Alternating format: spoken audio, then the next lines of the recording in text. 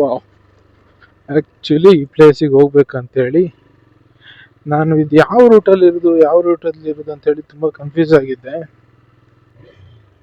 Finally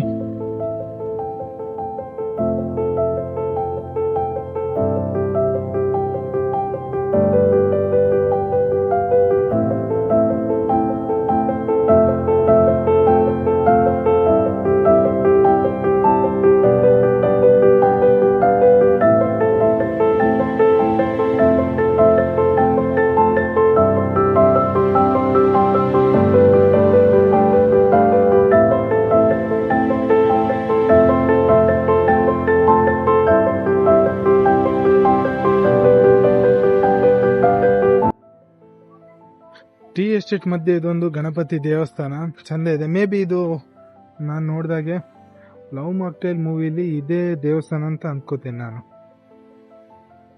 ಇದೇ ದೇವಸ್ಥಾನ ಆಗಿರಬೇಕು. ಇದೇ ದೇವಸ್ಥಾನ ಕಾಣಿಸುತ್ತೆ.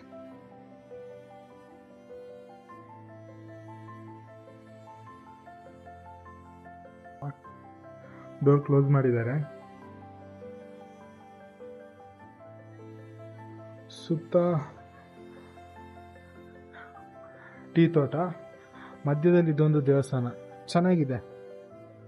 ದಾರಿ ಮಧ್ಯೆ ಹೋಗ್ಬೇಕಾದ್ರೆ ನಾನು ನೋಡಿ ನಿಲ್ಸಿದ್ದು, ಅಂದರೆ ವಿಡಿಯೋದಲ್ಲಿ ನೋಡಿದ್ರಿಂದ ನೋಡಿದ ತಕ್ಷಣ ನನಗೆ ನೆನಪಾಯ್ತು, ಅದಕ್ಕೆ ಸ್ಟಾಪ್ ಮಾಡಿದೆ. ಸೊ ಒಳ್ಳೆ ಫೋಟೋ ತಗೊಂಡು ಹೋಗ್ಬೋದು ಮಧ್ಯದಲ್ಲಿ ನಿಂತು. ಬಟ್ ಇಲ್ಲಿ ವಿಡಿಯೋಗ್ರಫಿ ಫೋಟೋಗ್ರಫಿ ನಿಷೇಧಿಸಲಾಗಿದೆ ಅಂತೇಳಿ ಆರ್ನಿದೆ. ಶ್ರೀ ಸರ್ವಸಿದ್ಧಿ ಮಹಾಗಣಪತಿ ಸ್ವಾಮಿ ಟೆಂಪಲ್, ಸಂಸೆ, ಗುಮನ್ ಖಾನ್ ಎಸ್ಟೇಟ್ ಇದೆ ನೋಡಿ ಫ್ರೆಂಡ್ಸ್. ಲವ್ ಮಾಕ್ಟೇಲ್ ಮೂವಿಯಲ್ಲಿ ಒಂದು ದೇವಸ್ಥಾನದ ಹತ್ರ ಬಂದು ಕೈ ಮುಗಿಯೋ ಸೀನ್ ಇದೆಯಲ್ಲ ನೋಡಿ, ಇದೆ ದೇವಸ್ಥಾನ. ಸಂಸೆ ದೇವಸ್ಥಾನ, ಗಣಪತಿ ದೇವಸ್ಥಾನ ಇದು. ಅಲ್ಲಿ ಒಳಗಡೆ ವಿಡಿಯೋ ಫೋಟೋ ಎಲ್ಲ ತೆಗೆಯುವ ಹಾಗೆ ಇಲ್ಲ, ಸೊ ಹಾಗೆ ಹೊರಗಡೆಯಿಂದನೇ ತೆಗಿತಿದ್ದೇನೆ.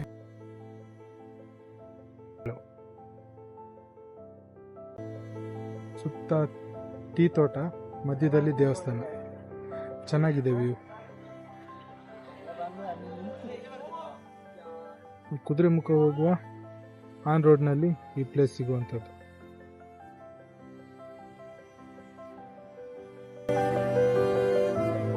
ಸೊ ಫ್ರೆಂಡ್ಸ್, ಇವಾಗ ಸಂಸೆಯಿಂದ ನಾವು ಹೊರಟ್ವಿ.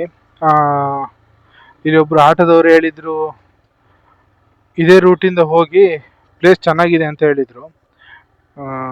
ಹಾಗಾಗಿ ಇದೇ ರೂಟ್ ಆಗಿ ನಾವು ಈಗ ಕಾರ್ಕಳದಿಂದ ಬೆಳ್ತಂಗಡಿ, ಧರ್ಮಸ್ಥಳ ಹೋಗೋ ಪ್ಲ್ಯಾನಲ್ಲಿದ್ದೇವೆ. ಇವಾಗ ಸಂಸೆಯಿಂದ ಹೊರಟು ಒಂದು ಬ್ಯಾಗ್ ಕವರ್ ಮಾಡ್ಲಿಕ್ಕೆ ಒಂದು ಪ್ಲಾಸ್ಟಿಕ್ ಕವರ್ ತಗೊಳ್ಳುವ ಅಂತೇಳಿ ಇಲ್ಲಿ ಕುದುರೆಮುಖದಲ್ಲಿ ಅದೇನು ಕಬ್ಬಿಣದ್ದು ಗಣಿ ಪ್ಲೇಸಸ್ ಇದೆ ನೋಡಿ, ಅಲ್ಲಿಗೆ ಬಿಡುದಿಲ್ಲ ಅಂತ ಹೇಳಿದ್ರು. ಸೊ ಹಾಗಾಗಿ ಸೀದಾ ಇವಾಗ ಮಧ್ಯದಲ್ಲಿ ಹೋಗ್ಬೇಕಾದ್ರೆ ಕುದುರೆಮುಖ ವ್ಯೂ ಸಿಗ್ತದಂತ ಹೇಳಿದ್ರು. ನೋಡುವ, ವ್ಯೂ ನೋಡಿಕೊಂಡು ಹೋಗುದು. ಸೊ ಇವಾಗ nonstop Karkala, Belthangady, Ujire, Dharmasthala. So friends, ಇವಾಗ ಇಲ್ಲಿಂದ ಸಂಸೆಯಿಂದ ಬೆಳ್ತಂಗಡಿ, ಧರ್ಮಸ್ಥಳಕ್ಕೆ 104 ಕಿಲೋಮೀಟರ್ ತೋರಿಸ್ತಿದೆ. 2.5 ಅವರ್ ಜರ್ನಿ. ಸೊ 3 ಅವರ್ ಆಗುತ್ತೆ ಅಲ್ಲಲ್ಲಿ ನಿಂತು. ಇನ್ನು 3 ಅವರ್ಸ್ ಧರ್ಮಸ್ಥಳಕ್ಕೆ ನಾವು ರೀಚ್ ಆಗ್ತೇವೆ. ಅಂದರೆ ಎಕ್ಸಾಕ್ಟ್ ಇವಾಗ 7 ಗಂಟೆಗೆ 7:07ವರೆಗೆ ನಾವು ಧರ್ಮಸ್ಥಳ ರೀಚ್ ಆಗ್ತೇವೆ. ಧರ್ಮಸ್ಥಳಕ್ಕೆ ಹೋಗಿ ರೂಮ್ ಮಾಡಿಕೊಂಡು ಸ್ವಲ್ಪ ರೆಸ್ಟ್ ಮಾಡಿ, ನಂತರ ನಾಳೆ ಬೆಳಗ್ಗೆ ಯಾವ ಕಡೆ ಹೋಗುದಂತೇಳಿ ಪ್ಲ್ಯಾನಿಂಗ್ ಮಾಡ್ಕೋಬೇಕು ಇವತ್ತು ಸಂಜೆ ಹೋಗಿ. ಸೊ ಇವಾಗ ಆನ್ ದ ರೋಡ್ ಏನು ಪ್ಲೇಸ್ ಸಿಗುತ್ತೆ ಅದನ್ನು ನಾನು ನಿಮಗೆ ತೋರಿಸ್ಕೊಂಡು ಹೋಗ್ತೇನೆ. ಸೊ ಇಲ್ಲಿ ಏನೂ ಇಲ್ಲ, ಮುಂದೆ ಹೋಗ್ಬೇಕಾದ್ರೆ ಒಳ್ಳೊಳ್ಳೆ ವ್ಯೂ ಪಾಯಿಂಟ್ ಇದೆ ಅಂತ ಹೇಳಿದರು. ಸೊ ವ್ಯೂ ಪಾಯಿಂಟ್ ಹತ್ರ ಹೋಗ್ಬೇಕಾದ್ರೆ ನಿಮಗೆ ಪ್ಲೇಸಸ್ ತೋರಿಸ್ತೇನೆ. ಈಗ ಏನು ಹೋಗ್ತಿದ್ದೀವಿ ರೋಡಲ್ಲಿ, ಮಧ್ಯದಲ್ಲಿ ಫಾರೆಸ್ಟ್ ಅವರು ನಿಲ್ಲಿಸಿ ನಮ್ಮದು ಗಾಡಿ ನಂಬರ್ ಮತ್ತು ಎಲ್ಲಿಗೆ ಹೋಗ್ತಿದ್ರಿ ಅಂತ ಕೇಳಿಬಿಟ್ಟು ಟೈಮಿಂಗ್ಸ್ ಬರ್ಕೊಂಡಿದ್ದಾರೆ. ಟೈಮಿಂಗ್ಸ್ ಬರ್ಕೊಂಡು ಒಂದು ರಿಸಿಪ್ಟ್ ಕೊಟ್ಟು ಕಳಿಸಿದ್ದಾರೆ. ಸೊ ಇದು ಏನಕ್ಕೆ ಅಂತ ಹೇಳಿದರೆ ಫಾರೆಸ್ಟ್ ಏರಿಯಾದಲ್ಲಿ ಹೋಗೋದಲ್ಲ, ಹಾಗಾಗಿ ಕಾಣಿಸುತ್ತೆ ಅಂತ ಅನ್ಕೋತೀನಿ.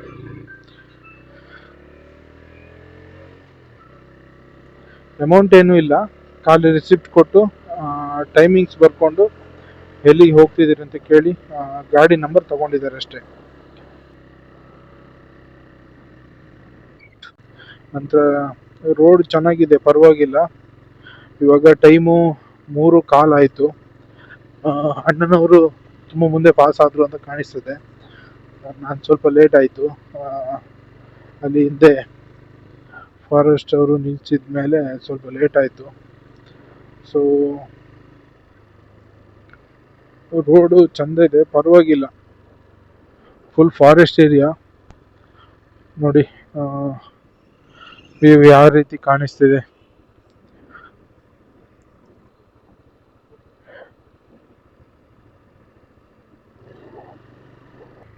ಈಗ ಅಣ್ಣವರು ಕಾಣ್ತಾ ಇಲ್ಲ, ಅವರು ಮುಂದೆ ಹೋಗಿದ್ದಾರೆ. ಫಾರೆಸ್ಟ್ ಏರಿಯಾ ಆಗಿರೋದ್ರಿಂದ ಮಧ್ಯದಲ್ಲಿ ಏನಾದ್ರು ಪ್ರಾಬ್ಲಮ್ ಆದರೆ, ಸೊ ಹಾಗಾಗಿ ಆದಷ್ಟು ಬೇಗ ಅವ್ರನ್ನ ರೀಚ್ ಆಗಬೇಕು. ಒಟ್ಟಿಗೆ ರೈಡ್ ಹೋಗೋದು ಒಳ್ಳೆಯದು ಅಂತ ನನ್ನ ಅನಿಸಿಕೆ. ಫಾರೆಸ್ಟ್ ಮಧ್ಯದಲ್ಲಿ ಏನಾದರೂ ಪ್ರಾಬ್ಲಮ್ ಆದರೆ ಅಂತ ಅಷ್ಟೇ.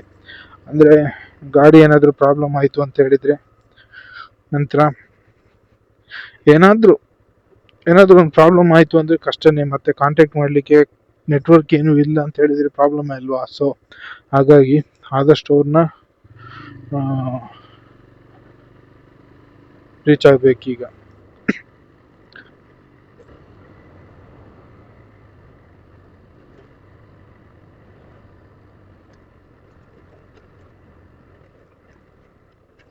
ಫೈನಲಿ ಸಿಕ್ಕಿದ್ರು.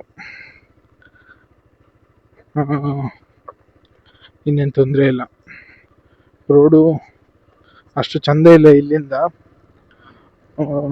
ಸಂಸೆಯಿಂದ ಅದೇ ಒಂದು 3-4 ಕಿಲೋಮೀಟರ್ ಚಂದ ಇತ್ತು ರೋಡು. ಅಲ್ಲಿಂದ ಚೆನ್ನಾಗಿಲ್ಲ, ರೋಡು ಹಾಳಾಗಿದೆ ಸ್ವಲ್ಪ. ಸೊ ಇಲ್ಲಿಂದ ನಾವು ಅಂದ್ಕೊಂಡಿರೋ ಟೈಮಿಗೆ ರೀಚ್ ಆಗ್ತೀವೋ ಇಲ್ಲೋ ಗೊತ್ತಿಲ್ಲ, ನೋಡಬೇಕು.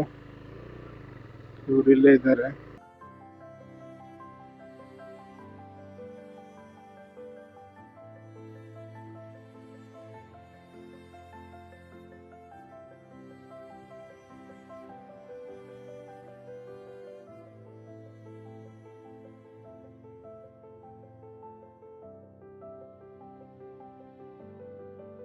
ಇಲ್ಲಿಂದ ಒಂದು ಡಿವೈಡ್ ಇದೆ, ಕಾರ್ಕಳ ಗಂಗಾಮೂಲ ಅರಣ್ಯ ರಸ್ತೆ. ಇದು ಫಾರೆಸ್ಟ್ ಏರಿಯಾಗೆ ಅಂತ ಹೇಳಿ ಕಾಣಿಸ್ತದೆ.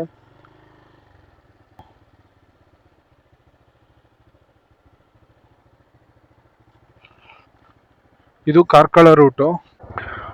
ನೀರು ನೋಡಿ ಎಷ್ಟು ಕ್ಲೀನ್ ಆಗಿದೆ. ಇಲ್ಲಿ ಹಾಕಿದ್ದಾರೆ ನದಿಗೆ ಇಳಿಯಬಾರದು, ಕಸ ಬಿಸಾಡಬಾರ್ದು ಅಂತ ಹೇಳಿ.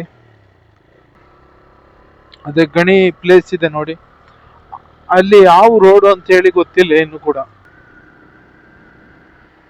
ಸುತ್ತ ಫಾರೆಸ್ಟ್ ಆಗಿರೋದ್ರಿಂದ ಭಯನೇ. ಇನ್ನು ಕುದುರೆಮುಖಕ್ಕೆ ಇನ್ನೂ 1 ಕಿಲೋಮೀಟರ್ ಇದೆ ಅಂತ ಹೇಳ್ಬಿಟ್ಟು ತೋರಿಸ್ತಿದೆ. ಸೊ ಆ ಪ್ಲೇಸ್ ಇನ್ನು ಮುಂದೆ ಇರ್ಬೋದೇನೋ, ನೋಡುವ, ಗೊತ್ತಾಗ್ತದೆ ಮುಂದೆ.